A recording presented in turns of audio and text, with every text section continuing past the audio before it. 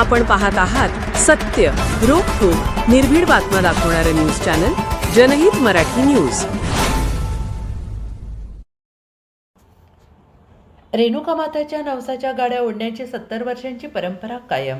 यावर्षी 205 भाविक भक्तांनी ओढल्या गाड्या। केज तालुक्यातील शिंदी येथे गेल्या 70 वर्षांची परंपरा कायम ठेवत रेणुका माताच्या नवसाच्या गाड्या ओढण्याचा कार्यक्रम संपन्न झाला।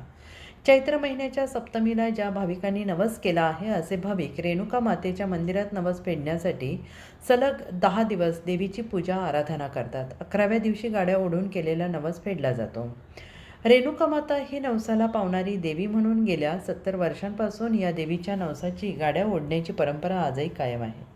गेल्या 70 वर्षापासून चालत आलेली परंपरा ही शिंदे गावासह परिसरातील ग्रामस्थ जपत असल्याचं दिसून येत आहे।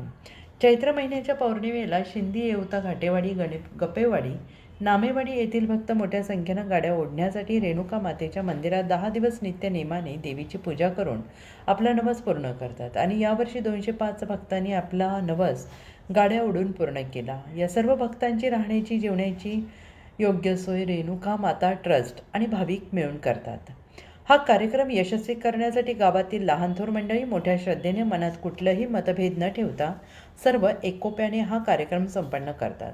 यावरून शिंदे ग्रामस्थांचे बाहेरून आलेले यात्रेकरू कौतुक करत होते आणि या कार्यक्रमासाठी गावातील सर्व जाती धर्माचे, सर्व पक्षाचे कार्यकर्ते एकोप्याने आणि हा कार्यक्रम यशस्वी करण्यासाठी बाहेरगावी महाराष्ट्राच्या कानाकोपऱ्यातून आजच्या दिवशी सर्व ग्रामस्थ गावात जमा होऊन हा कार्यक्रम यशस्वीरित्या पूर्ण करतात। रेणुका मातेचा आशीर्वाद घेऊन आपल्या ठिकाणाला परत निघून जातात आणि ही परंपरा गेल्या कित्येक वर्षांपासून शिंदे ग्रामस्थ आणि परिसरातील भाविक मोठ्या श्रद्धेने जपत आहेत। काय सांगाल, आज आपल्या यात्रेचा शेवटचा दिवस गाड्या ओढण्याचा दिवस चालू आहे आणि गाड्या ओढण्यासाठी अनेक भक्त गेल्या 7-8 दिवसापासून इथं बसलेले असतात। आज कसा हा कार्यक्रमाची रूपरेषा असते? आज या ठिकाणी आयोजनकर्त्याच्या चैत्र पौर्णिमा महोत्सवाच्या निमित्तानं सर्वात महत्त्वाचा विषय म्हणजे आमचा आजचा हा गाड्या ओढण्याचा कार्यक्रम आहे। काही रेणुकेच्या या गाड्या ओढण्याच्या कार्यक्रमाची सुरुवात गेली 60-70 वर्षांपासून या ठिकाणी झालेली आहे।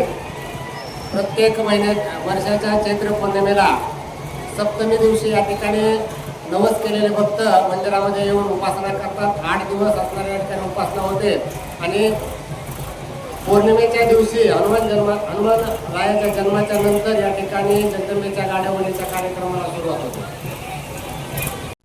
जनहित मराठी न्यूज चॅनलला लाईक करा, शेअर करा आणि सबस्क्राईब करा।